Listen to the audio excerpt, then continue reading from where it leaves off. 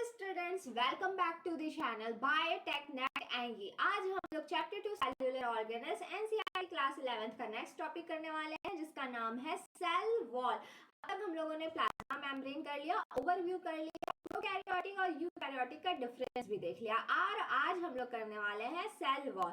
तो आप लोग इस स्लाइड में देख सकते हैं कि ये जो आउटर लेयर है, इसे हम लोग क्या बोलते हैं? इसे हम लोग बोलते हैं सेल वॉल। ठीक है, ये सेल वॉल। तो अब हम लोग प्लाज्मा मेम्ब्रेन का कॉम्पोजिशन, स्ट्रक्चर, फंक्शन और ट्रांसपोर्ट सिस्टम देख चुके हैं। अब हम लोग आज देखने वाले हैं सेल वॉल का स्ट्रक्चर, और ये किस किस टाइप की सेल्स में प्रेजेंट होता है और इसका फंक्शन क्या है।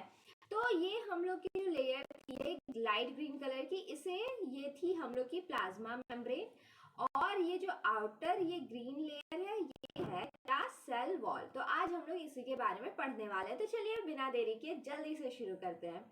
तो सेल वॉल क्या होती है? Cell wall present in a bacteria, algae, fungi and higher plants. किसमें सेल वॉल किसमें प्रेजेंट होती है? ये प्रेजेंट होती है बैक्टीरिया में, फंजाई में, और किसमें प्रेजेंट होती है? फंजाई में, और प्रेजेंट होती है प्लांट सेल में। ठीक है, प्लांट सेल में। तो ये प्रेजेंट होती है बैक्टीरिया, फंजाई और प्लांट सेल में। आप लोग देख सकते हैं ये ग्रीन कलर के बॉक्स में जो इनक्लोज्ड है, यही सेल वॉल है। ठीक है, यही सेल वॉल है। यही जो माइक्रोफाइब्रिल जैसा जो वायर जैसा दिख रहा है, ये है हम लोग की क्या? Cell wall. यही है सेल वॉल, और आज हम लोग इसी के बारे में पढ़ने वाले हैं। फिर आप लोग नीचे देख सकते हैं, ये आप लोगों के लिए क्वेश्चन है कि ये कौन सी लेयर है, और आप लोगों को कमेंट बॉक्स में लिख के बताना है। ठीक है, नेक्स्ट हम लोग देखते हैं it is not found in animal cell. ये किसमें प्रेजेंट नहीं होती है? ये एनिमल सेल्स में नहीं प्रेजेंट होती है। ठीक है, it differ structurally in bacteria and eukaryotes. ये स्ट्रक्चर में डिफरेंट होती है बैक्टीरिया और यूकैरियोट्स में।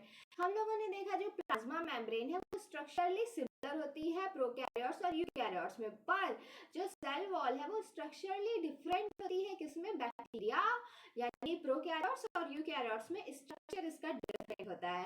तो चलिए हम लोग बैक्टीरिया के स्ट्रक्चर से शुरू करते हैं।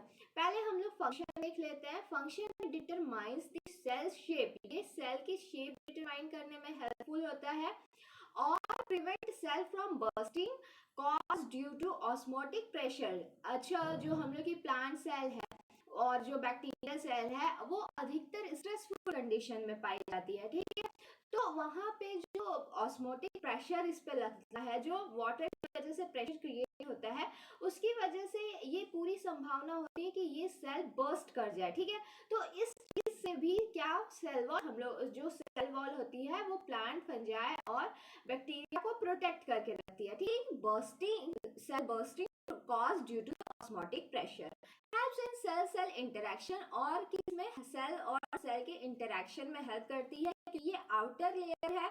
ठीक है, तो ये सबसे आउटर मोस्ट में लेयर है, तो ये सेल को सेल के कनेक्शन यानी इंटरेक्शन में हेल्पफुल होती है। ठीक है, फिर लिखा एंड प्रोवाइड मैकेनिकल स्ट्रेंथ। ये एक तरह का मैकेनिकल स्ट्रेंथ प्रोवाइड करती है और प्रोटेक्ट करती है कहाँ से? इन्फेक्शन से। ठीक है, तो कोई फॉरेन माइक्रो ऑर्गेनिज्म है जो इसे इन्फेक्ट करने की कोशिश कर रहा है, उससे भी ये प्रोटेक्ट करने का काम करती है। ठीक, तो यहाँ से सेल वॉल का हम लोगों ने क्या फंक्शन देखा कि सेल की शेप डिटरमाइन करती है, ऑस्मोटिक प्रेशर से प्रोटेक्ट करती है, cells to cell interaction help करती है, और मैकेनिकल स्ट्रेंथ प्रोवाइड करती है, और किसी इन्फेक्शन से प्रोटेक्ट करने का काम करती है सेल वॉल। ठीक है, यहाँ आप देख सकते हैं फंजाई है, बैक्टीरिया है और प्लांट सेल है, और सेल टू सेल इंटरेक्शन में हेल्प करती है। अब हम लोग बैक्टीरिया सेल वॉल देखेंगे।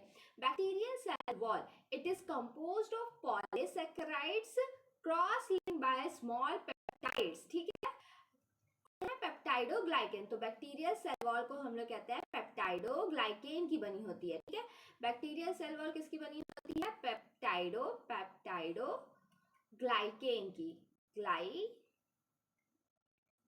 पेप्टाइडोग्लाइकेन की। ठीक है, पेप्टाइडोग्लाइकेन की बनी होती है। आप लोग देख सकते हैं एनसीईआरटी के डायग्राम से कि ये है आप लोगों का पेप्टाइडो पॉलीसैकेराइड्स, जो कि क्रॉस लिंक्ड है पेप्टाइड से। ठीक है, ये आप लोगों का पॉलीसैकेराइड है, आप लोगों का क्रॉस लिंक है। और ये इसका फंक्शन होता है, ये रिजिडिटी प्रोवाइड करता है, शेप प्रोवाइड करता है and protection from osmotic pressure, osmotic pressure से प्रोटेक्ट करके रखता है। ठीक है, तो किसकी बनी होती है बैक्टीरियल सेल? पेप्टाइडोग्लाइकेन की, जिसमें पॉलीसैकेराइड्स होते हैं, क्रॉस लिंक होते हैं पेप्टाइड से। ठीक है, यूकैरियोटिक सेल वॉल में क्या होता है? यूकैरियोटिक सेल्स पहले प्लांट और फंजाई होते हैं, और इसमें जो सेल वॉल बनी होती है प्राइमरीली किसकी बनी होती है? सिर्फ पॉलीसैकेराइड्स की। ठीक है, पॉलीसैकेराइड्स कार्बोहाइड्रेट है, हम लोग नेक्स्ट बायोमोलिक्यूल वाले चैप्टर में ये पढ़ने वाले हैं। तो पॉलीसैकेराइड्स की बनी होती है, तो इसमें पॉलीसैकेराइड्स के साथ क्या प्रेजेंट होता है? पेप्टाइड भी प्रेजेंट होता है, पेप्टाइड्स भी प्रेजेंट होते हैं। और लेकिन यूकैरियोट्स में, और इन दोनों को हम लोग क्या कहते हैं? पेप्टाइडोग्लाइकेन कहते हैं। और यूकैरियोट्स में ये मेनली किसकी बनी होती है? सिर्फ पॉलीसैकेराइड्स की, ठीक है, कि सिर्फ पॉलीसैकेराइड्स की बनी होती है। नेक्स्ट हम लोग देखने वाले हैं बैक्टीरियल सेल वॉल के बारे में। बैक्टीरियल सेल वॉल दो तरह की होती है, या तो वो ग्राम पॉजिटिव बैक्टीरिया होंगे या फिर ग्राम नेगेटिव। ये इनके सेल वॉल पे इनको डिफरेंशिएट किया गया है। तो ग्राम पॉजिटिव बैक्टीरिया में क्या होता है?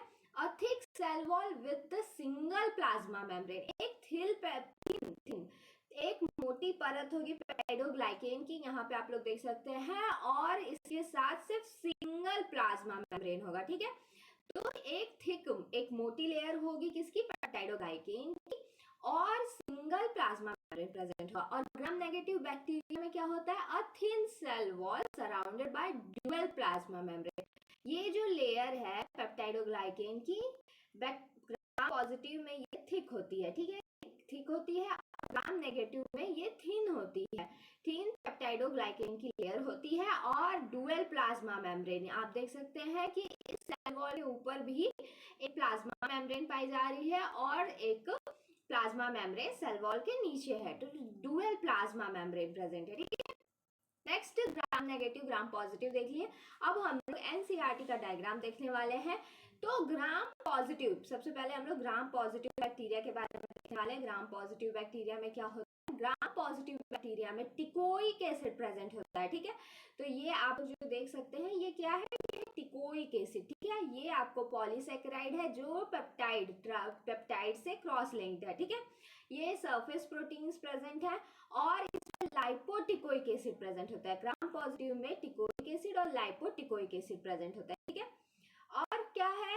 इसमें सिंगल प्लाज्मा मेम्ब्रेन है, आप देख सकते हैं ये सिंगल प्लाज्मा मेम्ब्रेन प्रेजेंट है। नेक्स्ट हम लोग देखते हैं ग्राम नेगेटिव है। आप देख सकते हैं कि इसकी जो पेप्टाइडोग्लाइकेन की लेयर है वो काफी थिक है, ठीक है, और लेकिन ग्राम नेगेटिव में ये लेयर थिन है। तो ग्राम नेगेटिव में ये थिन लेयर है, और डुअल प्लाज्मा मेम्ब्रेन प्रेजेंट है। और इसमें क्या प्रेजेंट है? इसमें आउटर मेम्ब्रेन को क्या कहते हैं? लाइपोपॉलीसैकेराइड्स कहते हैं, एलपीएस कहते हैं। ठीक है, और प्रोटीन्स प्रेजेंट है और पॉलीसैकेराइड प्रेजेंट है। अब हम लोग ग्राम पॉजिटिव ग्राम नेगेटिव देख लेते हैं।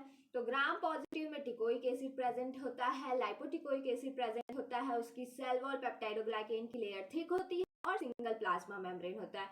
वहीं ग्राम नेगेटिव में लाइपोपॉलीसैकेराइड्स होता है, और एलपीएस की लेयर प्रेजेंट होती है, एलपीएस लाइपोपॉलीसैकेराइड्स की लेयर प्रेजेंट होती है ग्राम नेगेटिव में, उसकी सेल वॉल थिन होती है। ठीक है, यहाँ पे थिक है और यहाँ पे थिन है, और वो सराउंडेड होता है डुअल प्लाज्मा मेम्ब्रेन से। ठीक है, नेक्स्ट हम लोग देखने वाले हैं कि cell wall continuously grow and change its shape as bacteria grow and divide. तो सेल वॉल का भी शेप और स्ट्रक्चर कंटिन्यूअसली चेंज होता रहता है, जैसे जैसे बैक्टीरिया ग्रो करता है और डिवाइड करता है, यानी बैक्टीरियल ग्रोथ के साथ साथ सेल वॉल भी अपनी शेप चेंज करता है और ग्रो करता है।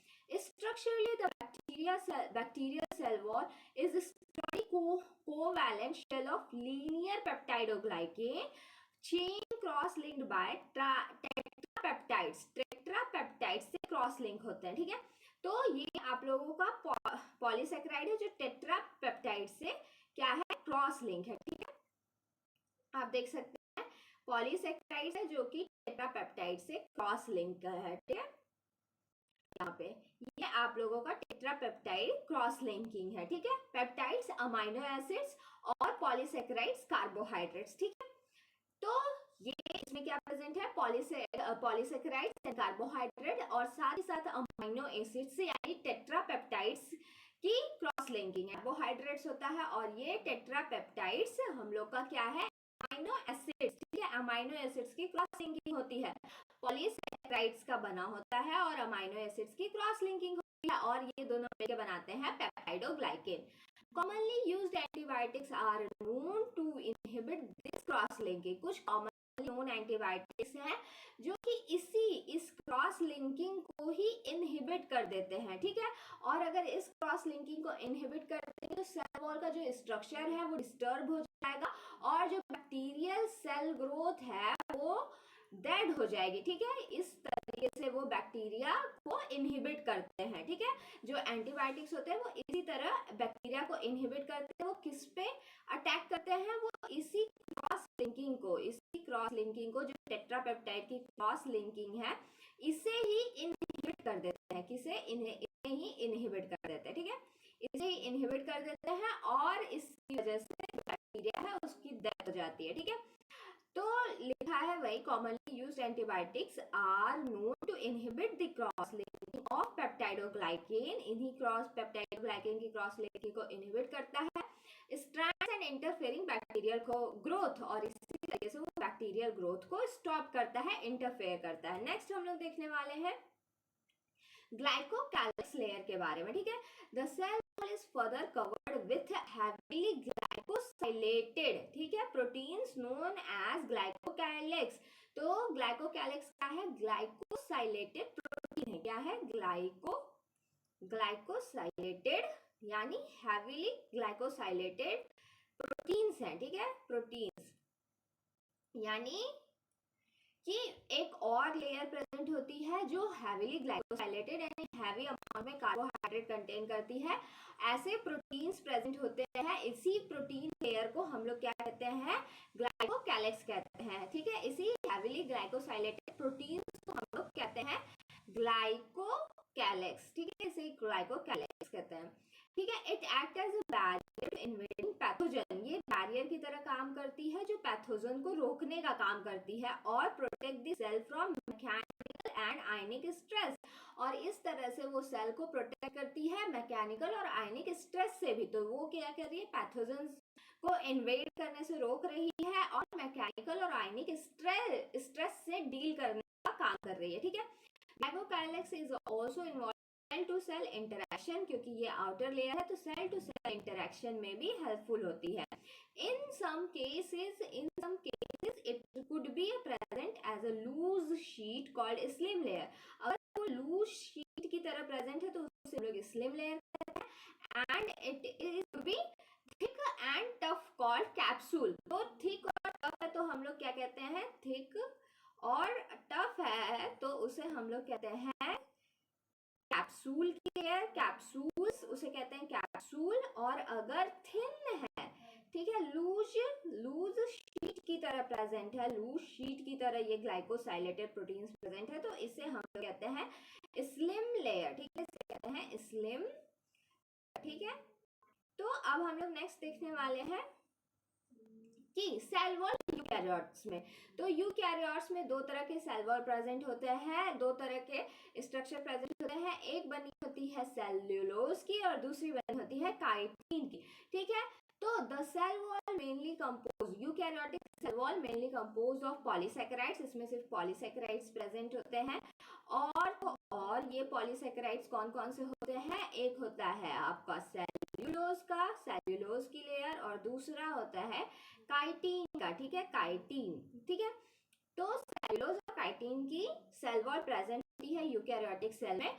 अब सेल्यूलोज किसमें प्रेजेंट होता है, हायर प्लांट्स में प्रेजेंट होता है और काइटिन प्रेजेंट होता है फंजाई में, ठीक है, फंजाई में काइटिन्स प्रेजेंट होते हैं।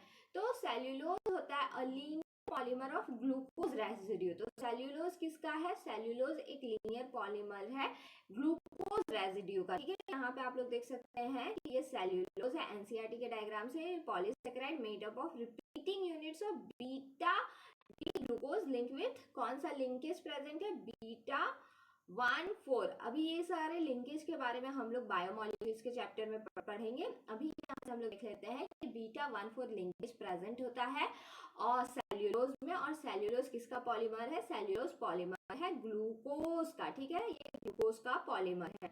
नेक्स्ट है कि काइटिन, ठीक है, और ये किस में प्रेजेंट होता है? मेनली प्रेजेंट होता है प्लांट सेल में, होता है प्लांट सेल में प्रेजेंट होता है। नेक्स्ट हम लोग देख सकते हैं कि ये यहाँ काइटिन लिखा है, तो ये किसका स्ट्रक्चर है? ये काइटिन का स्ट्रक्चर है, जिस जो बना होता है काइटिन किस पॉलीसेकेराइड का बना होता है?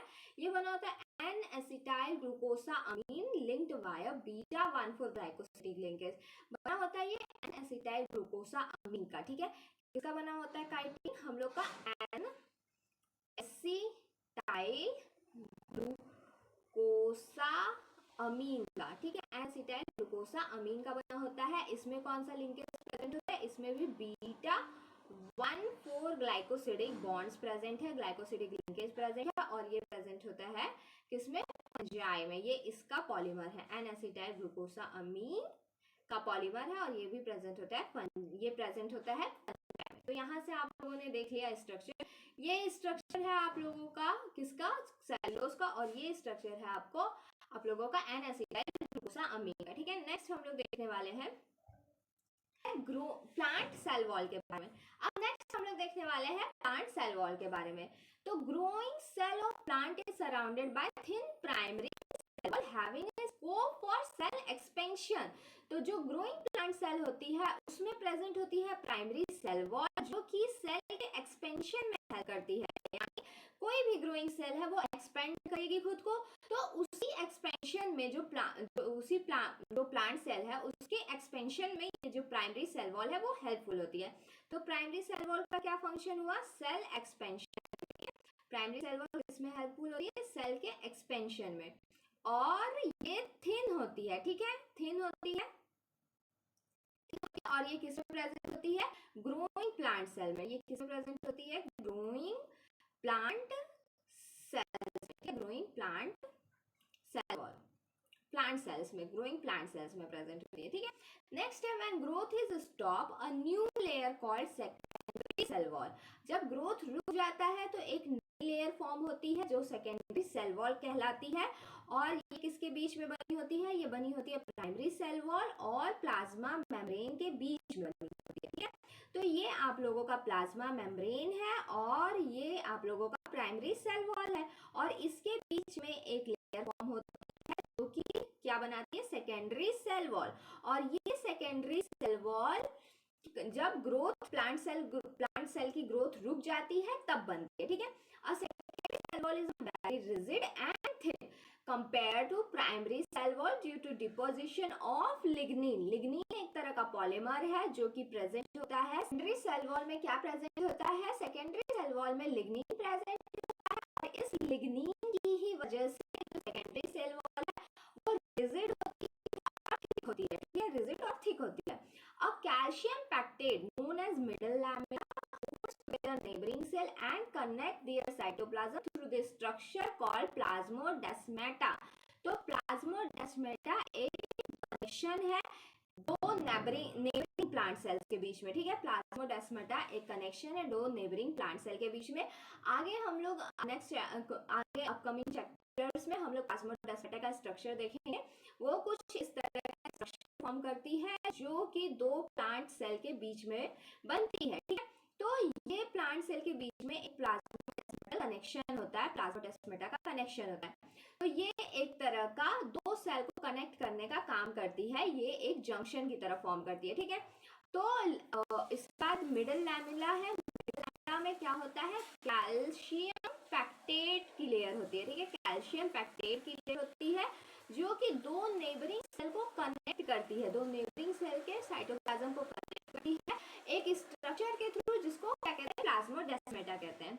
नेक्स्ट हम लोग देखने वाले हैं एंडो मेम्ब्रेन सिस्टम के बारे में। तो कुछ सेल ऑर्गेनल्स होते हैं जिनका जो फंक्शन होता है वो आपस में इंटरलिंक्ड होता है। तो इसी इंटरलिंक्ड तो देखने वाले हैं एंडोमेम्ब्रेनस सिस्टम के बारे में, ठीक है। तो एंडोमेम्ब्रेनस सिस्टम क्या होता है? कुछ हम लोगों के सेल ऑर्गेनल्स होते हैं जिनका फंक्शन आपस में इंटरकनेक्ट होता है। तो इसको हम लोग अलग ही कैटेगरी में रख दिए और इसको नाम दिए, सारे सेल्यूलर ऑर्गेनेल्स को आपस में कनेक्ट कर दिए और कनेक्ट कर दिया गया और इसको नाम दिया गया एंडोमेम्ब्रेनस सिस्टम। ठीक है, some membrane bound organelles work together, तो कुछ मेम्ब्रेन बाउंड ऑर्गेनेल्स होते हैं जो साथ में काम करते हैं इन अ सिस्टम नोन एज, और उस सिस्टम को क्या कहते हैं, एंडोमेम्ब्रेनस सिस्टम। एंडो मतलब होता है विदिन और सिस्टम मतलब आपस में जो फंक्शनिंग करते हैं। Because of their functions are coordinated with each other, इनके फंक्शन आपस में इंटर रिलेटेड है, यानी इनके फंक्शन आपस में रिलेट करते हैं, कोऑर्डिनेट वे में फंक्शन करते हैं। ठीक है, it comprises a group of membrane bound organelles that work together in the protein and lipid synthesis। तो ये एक group of membrane bound organelles है, ये क्या है, ये एक ग्रुप है मेम्ब्रेन बाउंड ऑर्गेनल्स का जो कि साथ में काम करते हैं किसके, प्रोटीन और लिपिड्स के सिंथेसिस में। इट्स प्रोसेसिंग, उसका प्रोसेसिंग करते हैं, उसकी पैकेजिंग करते हैं और उसका ट्रांसपोर्ट करते हैं respective location inside the cell, मतलब उस पर्टिकुलर लोकेशन पे उनका ट्रांसपोर्टेशन करते हैं। तो इस एंडोमेम्ब्रेन सिस्टम में क्या क्या आता है, एंडोप्लाज्मिक रेटिकुलम आता है, गोल्गी कॉम्प्लेक्स आता है, वैक्यूल आता है और क्या आता है, लाइसोसोम। तो अब हम लोग ये अब नेक्स्ट टॉपिक में पढ़ने वाले हैं, क्या पढ़ने वाले हैं, endoplasmic reticulum, Golgi complex, vacuole और लाइसोसोम, और देखेंगे कि ये एंडोमेम्ब्रेन सिस्टम कैसे फंक्शन करता है। ठीक है, तो अब हम देखने वाले हैं इसी एंडोमेम्ब्रेनस सिस्टम के बारे में।